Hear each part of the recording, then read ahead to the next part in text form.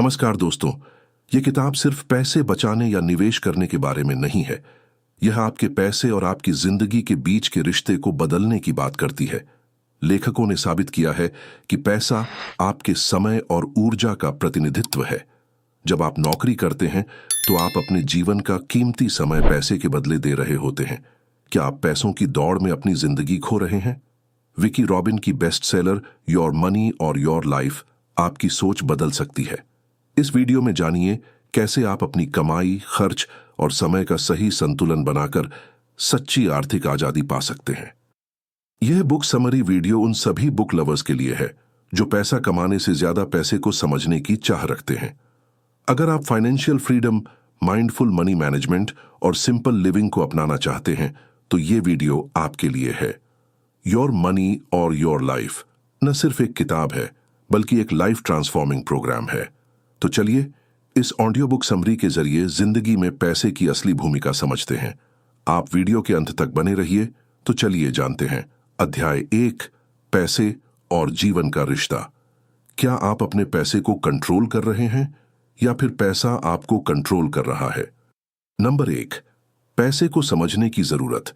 इस किताब की शुरुआत में लेखक विकी रॉबिन और जो डोमिंगेज बताते हैं कि ज्यादातर लोग पैसे को सिर्फ एक टूल समझते हैं, लेकिन असल में पैसा हमारे जीवन की ऊर्जा का प्रतीक है। जब हम काम करते हैं तो हम अपना समय और ऊर्जा पैसे के बदले देते हैं। सवाल यह है, क्या आप जानते हैं कि आप अपनी जिंदगी की ऊर्जा कहां लगा रहे हैं? नंबर 2, पैसे के साथ हमारा रिश्ता। लेखक बताते हैं कि पैसे को लेकर हमारे मन में कई भावनाएं होती हैं, खुशी, डर, तनाव, उम्मीद। कई बार हम पैसे के पीछे इतने भागते हैं कि अपनी जिंदगी को भूल जाते हैं।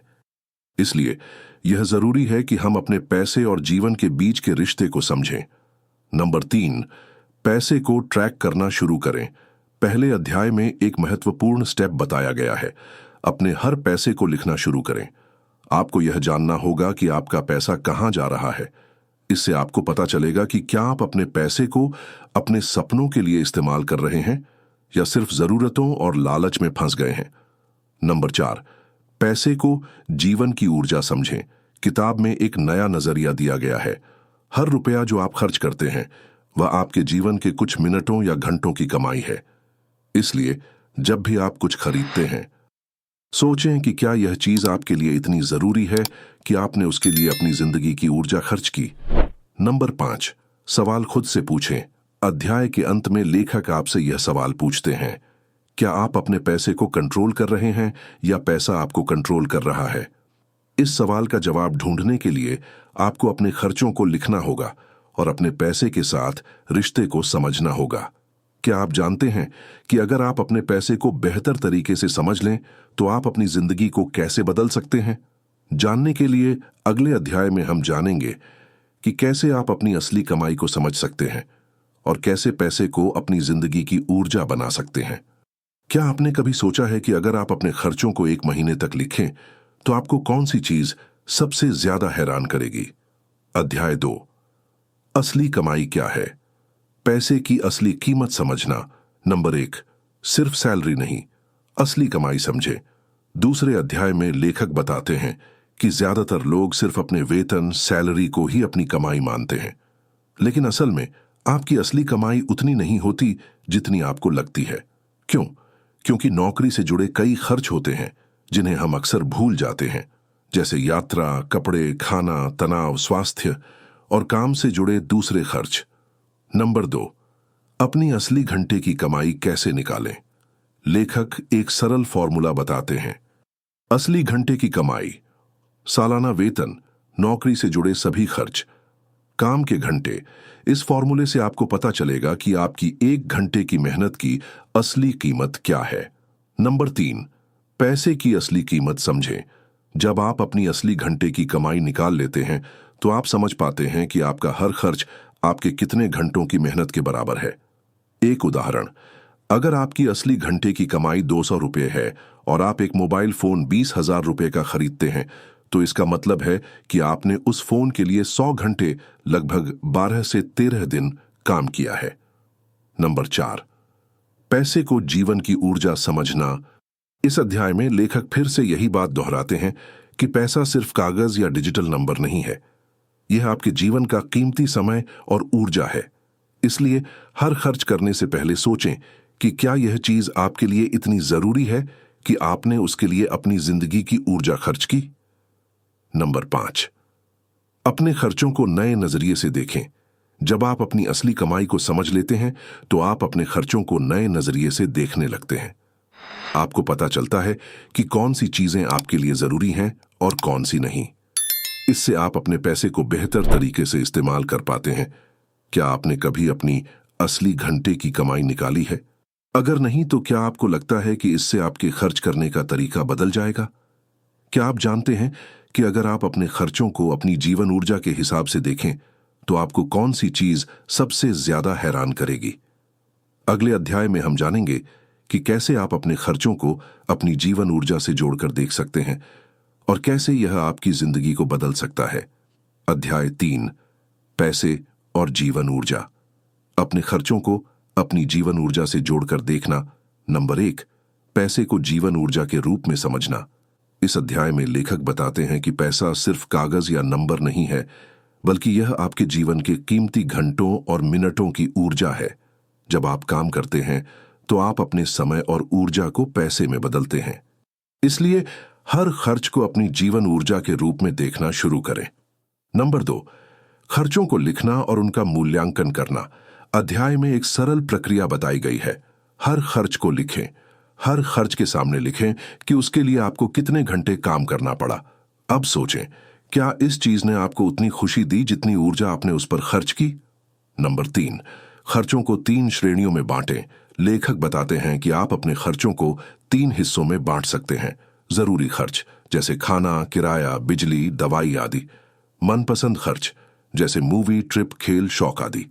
बेकार खर्च जो चीजें आपने खरीदी लेकिन उनसे आपको कोई खुशी या फायदा नहीं मिला। नंबर 4, खर्चों का मूल्यांकन करें। अपने हर खर्च के बारे में सोचें। क्या इस चीज ने आपको खुशी दी? क्या यह आपके लिए जरूरी था? क्या आप इसके बिना भी खुश रह सकते थे? इस तरह आप अपने खर्चों को बेहतर तरीके से समझ पाएंगे और उन्हें कम कर पाएंगे। नंबर 5, जीवन ऊर्जा बचाने की कला। जब आप अपने खर्चों को अपनी जीवन ऊर्जा के रूप में देखते हैं तो आपको पता चलता है कि कौन सी चीजें आपकी ऊर्जा बर्बाद कर रही हैं और कौन सी आपको खुशी दे रही है। इससे आप अपनी जिंदगी को बेहतर बना सकते हैं और अपने सपनों के लिए ज्यादा ऊर्जा बचा सकते हैं। क्या आपने कभी अपने खर्चों को अपनी जीवन ऊर्जा के रूप में देखा है? अगर हां, तो क्या आपको कोई ऐसी चीज मिली जिसे आप अब नहीं खरीदेंगे?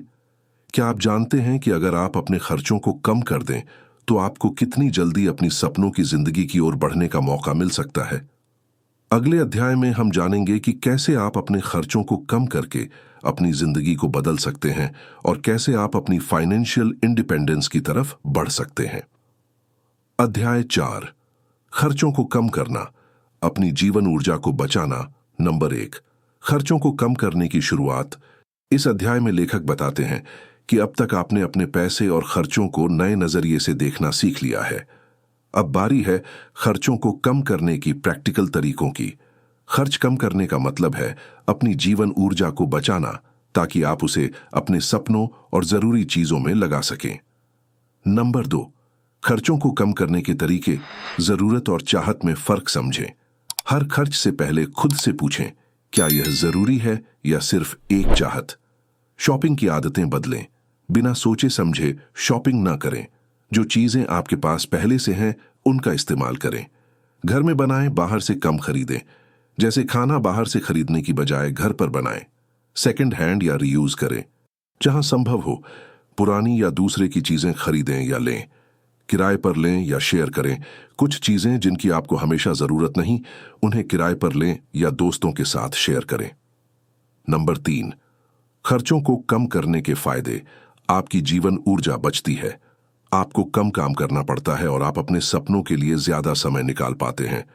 आपकी बचत बढ़ती है, ज्यादा पैसा बचता है जिसे आप इन्वेस्ट कर सकते हैं। आपको ज्यादा खुशी मिलती है। जब आप अपने खर्चों को कम करते हैं तो आपको पता चलता है कि आप कम चीजों से भी खुश रह सकते हैं।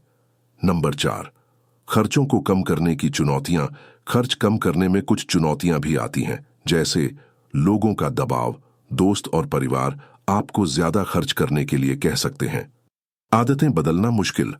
पुरानी आदतों को बदलना आसान नहीं होता, लेकिन अगर आप अपने लक्ष्य को याद रखें तो आप इन चुनौतियों को पार कर सकते हैं। नंबर 5, खर्चों को कम करके जीवन को बेहतर बनाना। इस अध्याय का मुख्य संदेश यह है कि खर्चों को कम करना आपकी जिंदगी को आसान और खुशहाल बना सकता है। आप अपने सपनों के लिए ज्यादा पैसा और समय बचा पाते हैं। क्या आपने कभी अपने खर्चों को कम करने की कोशिश की है? अगर हां, तो आपको सबसे बड़ी चुनौती क्या लगी? क्या आप जानते हैं कि अगर आप अपने खर्चों को कम करके बचत करना शुरू कर दें, तो आप कितनी जल्दी अपनी फाइनेंशियल फ्रीडम, वित्तीय स्वतंत्रता पा सकते हैं? अगले अध्याय में हम जानेंगे कि कैसे आप अपनी बचत को इन्वेस्ट करके अपनी जिंदगी को बदल सकते हैं और कैसे आप अपने सपनों की जिंदगी जी सकते हैं। अध्याय 5, वित्तीय स्वतंत्रता, अपने सपनों की जिंदगी जीना। नंबर 1, वित्तीय स्वतंत्रता का मतलब। इस अध्याय में लेखक बताते हैं कि वित्तीय स्वतंत्रता, फाइनेंशियल इंडिपेंडेंस का मतलब यह नहीं है कि आपके पास करोड़ों रुपए हों, बल्कि इसका मतलब है कि आपके पास इतना पैसा हो कि आप अपने खर्चों को आसानी से पूरा कर सकें और जो जिंदगी आप जीना चाहते हैं उसे जी सके। आपको नौकरी या काम करने की मजबूरी नहीं रहती। Number 2, crossover point. वित्तीय स्वतंत्रता का पहला कदम। किताब में एक महत्वपूर्ण कॉन्सेप्ट है क्रॉसओवर पॉइंट। इसका मतलब है वह पॉइंट जब आपके निवेश से मिलने वाली आय आपके खर्चों से ज्यादा हो जाती है। इसके बाद आपको काम करने की जरूरत नहीं रहती, अगर आप नहीं चाहते तो। नंबर 3, निवेश और बचत की अहमियत। बचत करें, अपने खर्चों को कम करके ज्यादा से ज्यादा पैसा बचाएं, इन्वेस्ट करें। अपनी बचत को सही जगह निवेश करें ताकि वह आपके लिए पैसा कमाता रहे। कम खर्च, ज्यादा इन्वेस्ट। जितना ज्यादा आप अपने खर्चों को कम करेंगे, उतनी जल्दी आप वित्तीय स्वतंत्रता पा सकते हैं। नंबर 4, अपने सपनों की जिंदगी जीना। वित्तीय स्वतंत्रता पाने के बाद आप अपनी पसंद का काम कर सकते हैं, ज्यादा समय परिवार और दोस्तों के साथ बिता सकते हैं, यात्रा कर सकते हैं या नया स्किल सीख सकते हैं, अपने सपनों को पूरा कर सकते हैं। नंबर 5, जीवन को नए नजरिए से देखना। इस अध्याय में लेखक बताते हैं कि वित्तीय स्वतंत्रता सिर्फ पैसे की बात नहीं है, बल्कि यह आपकी जिंदगी को नए नजरिए से देखने की बात है। आपको पता चलता है कि आप क्या चाहते हैं और क्या आपके लिए सच में जरूरी है। अंत में, आपकी जिंदगी में आगे बढ़ने के लिए कुछ सुझाव। अपने खर्चों को लिखें और उन्हें समझें। हर महीने अपने खर्चों को लिखें और उन्हें अपनी जीवन ऊर्जा के रूप में देखें। नंबर 1, खर्चों को कम करें। जहां संभव हो, अपने खर्चों को कम करें और बचत करें। नंबर 2, निवेश करें। अपनी बचत को सही जगह निवेश करें ताकि वह आपके लिए पैसा कमाता रहे। नंबर 3, अपने सपनों को पहचानें। सोचें कि आप वाकई क्या चाहते हैं और उसी के लिए पैसा और समय खर्च करें। नंबर 4, वित्तीय स्वतंत्रता की ओर बढ़ें। अपने खर्चों को कम करके और निवेश करके वित्तीय स्वतंत्रता की ओर बढ़े। नंबर 5, खुश रहें। याद रखें, पैसा सिर्फ एक टूल है, असली खुशी आपके रिश्तों, अनुभवों और सपनों में है। इस किताब की सीख को अपनी जिंदगी में अपनाकर आप न सिर्फ पैसे को बेहतर तरीके से समझ पाएंगे, बल्कि अपने सपनों की जिंदगी भी जी पाएंगे। नंबर 6, अपने आप से पूछें, क्या आप अपने खर्चों को कम करके और निवेश करके अपने सपनों की जिंदगी जीने के लिए तैयार हैं? अगर हां, तो आज से ही शुरुआत करें। बिल्कुल, यहां कुछ प्रैक्टिकल और प्रभावी सुझाव दिए जा रहे हैं जो आपके जीवन को आगे बढ़ाने में मदद करेंगे, खासकर योर मनी और योर लाइफ किताब की सीख को अपनाते हुए। चलिए समझते हैं। नंबर 1, अपने खर्चों को ट्रैक करें। हर खर्च को लिखें। अपने सभी खर्चों को एक नोटबुक या मोबाइल ऐप में लिखें। इससे आपको पता चलेगा कि आपका पैसा कहां जा रहा है। मासिक विश्लेषण करें। हर महीने के अंत में अपने खर्चों का विश्लेषण करें और देखें कि कहां बचत की जा सकती है। नंबर 2, जरूरत और चाहत में फर्क समझें। खरीदारी से पहले सोचें। हर खरीदारी से पहले खुद से पूछें, क्या यह मेरे लिए जरूरी है या सिर्फ एक चाहत है? इंपल्स खर्चों से बचें। बिना सोचे समझे शॉपिंग न करें। नंबर 3, बचत और निवेश की आदत डालें। हर महीने कुछ पैसा बचाएं। अपनी आय का एक हिस्सा हर महीने बचत के लिए अलग रखें। निवेश करें। अपनी बचत को सही जगह निवेश करें ताकि वह आपके लिए पैसा कमाता रहे। नंबर 4, अपने सपनों को पहचानें और उन्हें पूरा करने की योजना बनाएं। सपनों की लिस्ट बनाएं। लिख कर रखें कि आप अपनी जिंदगी में क्या करना चाहते हैं। छोटे छोटे लक्ष्य तय करें।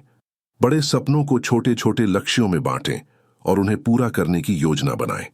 नंबर 5, अपनी जीवन ऊर्जा को सही जगह लगाएं। समय का सही इस्तेमाल करें। अपने समय और ऊर्जा को उन चीजों में लगाएं जो आपके लिए सच में मायने रखती हैं। नकारात्मक लोगों और आदतों से दूर रहें। जो लोग आपको नीचे खींचते हैं उनसे दूर रहें और अपनी अच्छी आदतों को बढ़ावा दें। नंबर 6, खुश रहें और आभारी बनें। छोटी छोटी खुशियों को महसूस करें। रोजाना कुछ ऐसा करें जो आपको खुशी दे। आभार व्यक्त करें। हर दिन किसी एक चीज के लिए आभारी रहें। नंबर 7, लगातार सीखते रहें। नई चीजें सीखें। अपनी जिंदगी में नए स्किल्स सीखते रहें। अच्छी किताबें पढ़ें। जीवन को बेहतर बनाने वाली किताबें पढ़ें और उनकी सीख को अपनी जिंदगी में अपनाएं। इन सुझावों को अपनाकर आप न सिर्फ अपने पैसे को बेहतर तरीके से मैनेज कर पाएंगे बल्कि अपनी जिंदगी को भी आगे बढ़ा पाएंगे। अगर आपको यह वीडियो पसंद आया तो लाइक करें, शेयर करें और ऐसी ही ज्ञानवर्धक किताबों की समरी के लिए हमारे बुक लवर्स चैनल को सब्सक्राइब करना न भूलें। मिलते हैं अगली वीडियो में। तब तक के लिए सीखते रहिए, बढ़ते रहिए। नमस्कार।